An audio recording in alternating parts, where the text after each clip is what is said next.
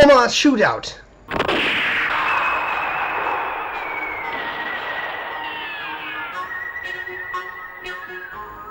And today we will have a look at two OMAS pens. I had one OMAS pen for a long time, the original Model 360, beautiful pen.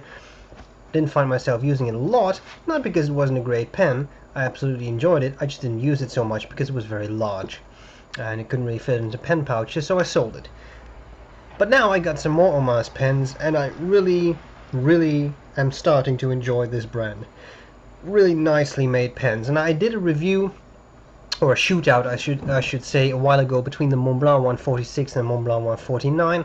I did a shootout between the Pelikan M800 and the Pelikan Pelikan M1000. It's a lot of numbers, it's hard. And now I thought I'd do a similar thing for OMAS. The Milord versus the Paragon. These pens have been around for a while. They've been produced for quite a while. These are not vintage models, though these are currently available. And let's start with the Milord. Now, I've done separate reviews of these pens, so please check them out if you want to see more about one or the other. Today I mainly want to focus on commonalities and differences between the two pens. Let's start with the Milord. This is the Milord in the very attractive Arco celluloid, which looks really cool. It's a 12-faceted pen, and so is the Paragon. It has this unique clip that I've never seen anything of this shape before on a pen. What you do see in other pens too is the little wheel. It's a very stiff clip, but because of the wheel it works pretty well. The pen has an 18-karat gold nib, which is rather nice. This is a broad. I found it writes smoothly. It has a bit of spring. The issue with OMAS pens is that you have to be careful not to spring them, because this one did open up a little bit too much when writing and didn't really spring back. But I fixed it, so no big deal, just something to be aware of. Has a piston filler, so it draws up a decent amount of ink, and I think this is a pretty nice size for everyday writing. The section looks nice. One OMAS trademark, I suppose, is that the threads are relatively high up on the section, and I do feel them when I write. They're not particularly sharp, but I do feel them. This is a really nice view of the very pretty celluloid. I think you have these stripes, and then on two sides you have this beautiful pattern. You have a little gold 12-sided ring at the end, and that's pretty much it. So there you have a very quick rundown of the Milord. Now I have the Paragon. The Paragon is made in the same Arco celluloid, but I have one in black. This is just all black, gold highlights. It's rather simple. It's classy and classic, I would say. Here you have the cap, as you can see, similar clip, similar wheel. This clip is a little bit more springy though. You get the nice Greek key or meander on there, and it says the Paragon in the center band. You also get that Greek key on the Milord. It's an OMAS thing. And again, you have that 12-sided face and the piston turning knob, because this too is a piston-filled pen. On this pen, there's also an 18K nib. This pen has a section that does not match. It's not made of the same material as the barrel, as is the case on the Milord, but I really like this. It is metal. It can be a bit slippery, but I haven't really had any issues. And on this pen, what I prefer is that the threads are a little less sharp than those on the Milord. A nice big nib, and I think it's a very pretty nib. And this is a fine nib, and this is one of the few fines that I really like. Okay, now let's see these pens side by side, and then I'll give you some my opinion on the two. So you can see that the Milord, it's a little hard to put this in view, there we go. The Milord is just a little bit smaller than the Paragon when you cap them. Just uncapping them right now. But when you take the cap off, I think you see the difference. The difference is very much so in the diameter of the pen, more so than the absolute length, because uncapped they're almost the same size.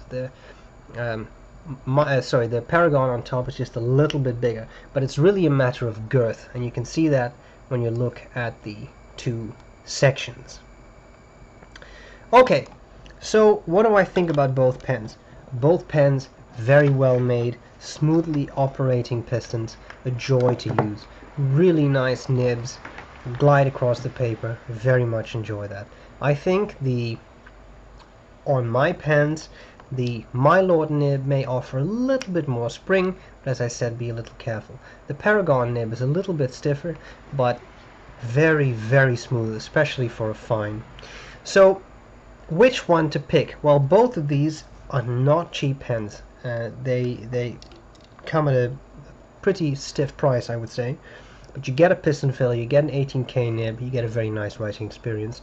And especially in the case of this Arco material, you get a beautiful pen.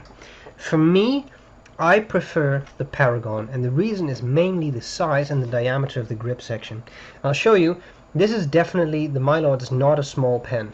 It's a very nice pen, I think, for everyday writing, a good size, and you can post it, but the pen doesn't post very deeply, making it very, very large and a bit unbalanced.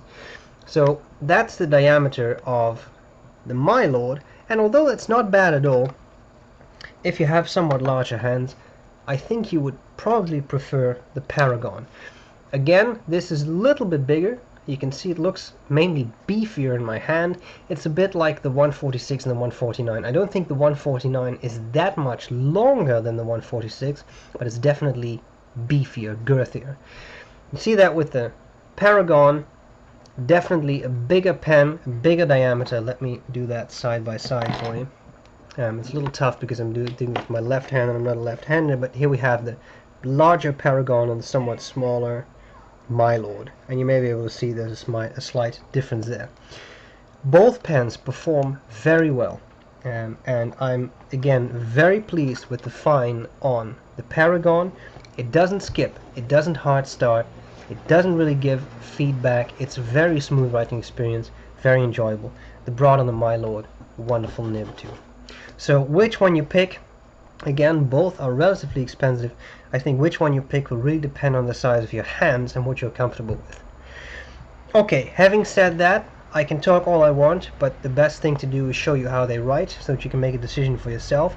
Of course, these are two very different nibs, from fine to broad, so how comparable that is, I don't know, but I'll try to talk you through the whole process.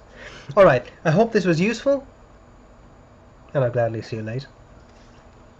Bye-bye. Okay, so here we go. Let's start with the Milord. Both are OMAS, so just to save space, I'm going to write OMAS in the margin there. Here we have the Milord. You see, it was a bit of a hard start, and this is the broad nib, and the ink is rustic brown. Now, this pen,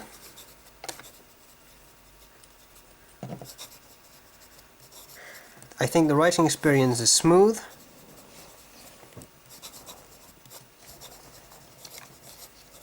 And there isn't really a lot of skipping, and it's a very nice wet writing experience. When I say wet, I really do mean wet. It's a nice wet writer.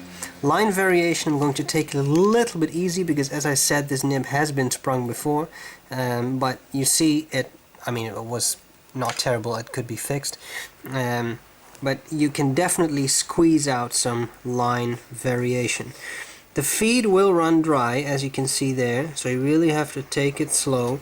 Then you can get a little bit of line variation even if you don't apply too much pressure. And that's, I think, one of the joys of this nib. It's very responsive, and as you can see, even I'm not really applying a lot of pressure, you definitely get that line variation, but you also get railroading. Of course, you could prime the feed a little bit by squeezing some ink in there, but for now I think this is a good demonstration of the nib's capacity. This is a broad nib. It's a lot of fun to use, and I really do enjoy it. Now, that's it for the Milord. Let's have a look at the Paragon, its bigger brother. So here we have, let me just try to align that so that you can see it well. Here we have the Paragon. This is a fine nib, and this is Mont Blanc Lavender Purple. As you can see, there really is a difference in this brand between fine and broad, but this nib is very pleasant to use. A very nice fine line, but much less startup issues than the Milord has. And I think the Milord already is a very nice nib to begin with. It's not that it skips continuously, but with this nib I haven't really had any startup issues. Very nice. Now it is fine. By nature that means it's probably going to be a little bit drier than a very fat broad, but even so it does lay down a nice amount of ink. Springiness, as I've said, it is, I find it a relatively hard nib, but even so, you can definitely squeeze out some line variation, and that's something you can see here. And it being fine, that variation is extra pronounced. So that's what you get there. Now you can make some of these wavy things to show you the line variation. As you can see, this pen keeps up much better, but it being fine, it also has a lot lower ink demand than the broad had. Okay, so there you have it, the OMAS brothers, two pens that I very much like. The Paragon I like because of the very, very nice fine, smooth nib that I have on mine, but also the overall size. The Paragon I like a lot for the nice broad nib, but also this gorgeous arco-celluloid, which is really, really fascinating. So, sorry, this is the Milord, and I hope that this was useful, and I'll gladly see you later. Bye bye.